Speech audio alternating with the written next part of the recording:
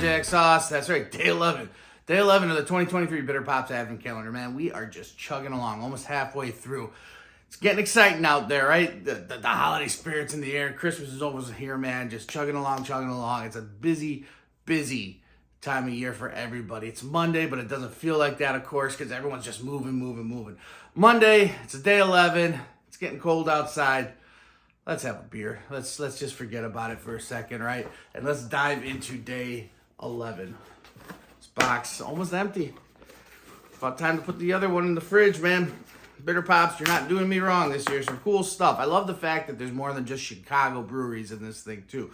And the fact that we've run into a bunch of breweries that I don't know, which makes me think that I'm a little bit of a homer when it comes to craft beer, because everything I haven't known pretty much has been out of state. So maybe it's time to expand my horizons a little bit. Day 11 here, guys. Let's do this thing. All right, what are we looking at here? Oh, cool. All right, so we actually are doing it. We're back in Chicago, and we're doing a brewery that I know. Open Outcry. This is Mosaically Yours Cold India Pale Ale. All right, that's cool. We talked a little bit about a cold IPAs before on the beer review, but we haven't really gotten too deep into it. Open Outcry in Chicago. I think they started in like 2017, 2018, something like that. I believe the guy's name is John that started it. He was a former finance guy. I know that. I heard that or read that somewhere. Hence the name Open Outcry. That's actually a finance term. I don't know if they do it as much anymore, to be honest with you. In these day and age, it's pretty much all digital when it comes to trading and stuff. But back in the day when the traders are on the floor and they're yelling and screaming and doing the hand signals. If you've seen Ferris Bueller's Day Off, which of course, who hasn't seen Ferris Bueller's Day Off, when they're sitting there watching the Chicago Stock Exchange and Cameron's doing mocking or imitating the guys on the floor. That's the Open Outcry, so to speak. It's about as much as I know about trading on a floor. I know nothing about that world. But yeah, cool. So Cold India Pale Ale, Mosaically Yours, Open Outcry. They're down south side Chicago. I want to say close to Beverly, to be honest, where Horse Thief Hollow is. I think it's down in that way. I'm trying to see if it says anything about that. Well, that's interesting, actually, because it says Open Outcry is in Southside Chicago, but this was actually brewed by Noon Whistle, Naperville, Illinois, out in Naperville.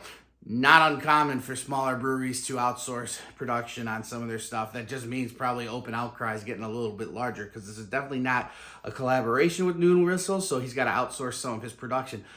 Not a bad thing, and not a great thing, because it does cost a lot of money, but it means he's growing, and that means you're going to probably see a larger space for Open Outcry somewhere in Chicago soon. Anyway, let's get into this. Cold India Pale Ales. They're very, very interesting and pretty new to the craft beer world. They really started, I think, in like 2022 is when they really got really popular. They started in like Portland, Oregon, or some crazy thing like that. Essentially, it is making an IPA using lager fermenting yeast, or a hybrid of ale and lager fermenting yeasts.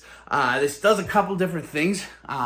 Number one, it prolongs the exposure or the fermentation, bringing out more flavors, making for a really, really crisp beer. That cold fermentation makes that crispy, effervescent quality to it. It takes a lot longer, as we talked about before, for the whole fermentation process to go. So there's the maturation of the beer itself is just a little bit more.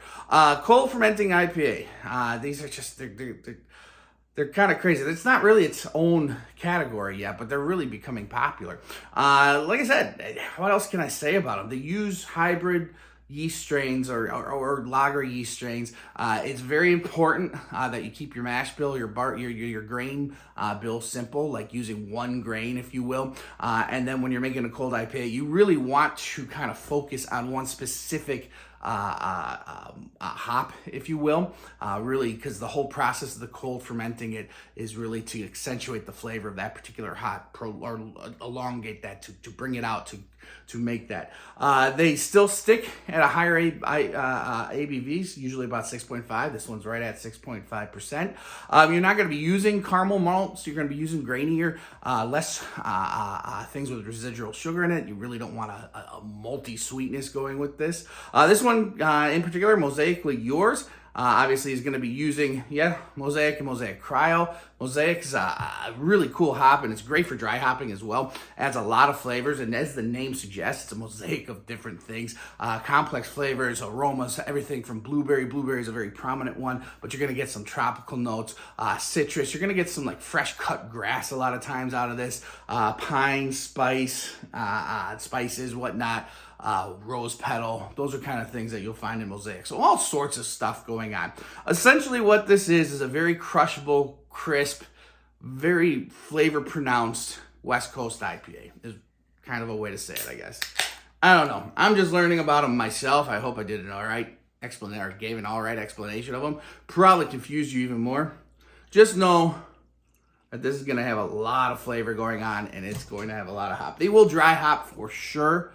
I guarantee you this was dry hopped. Probably a ton of Mosaic added during the fermentation and whatnot to really bring that out. And now clear, crisp, that lager yeast. This is exactly what you're looking for. Look at that color on it. Just clear, bright, star bright. Oh, that's spectacular, just the color. No, holy cow, yeah. Big, bold nose on that. So there's definitely blueberry going on. There's earthy components. A little bit of like a bubble gum, definitely gray grass and kind of almost fresh cut grass. Something else green. I'm trying to really put my nose on. There's definitely a piney quality, but it's not that other forest trees. Like it's hard to explain, but let's say fresh cut forest. Whatever.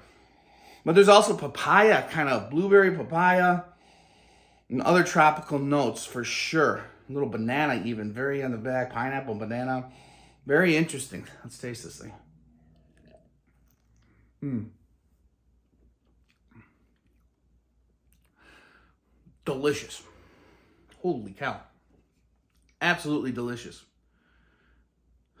I'm speechless how much I like this beer. Man, those hops are getting my palate my palate going. Man, that pops. That is clean, crisp, super crisp. Tons of fruit component up from the blueberry is definitely there.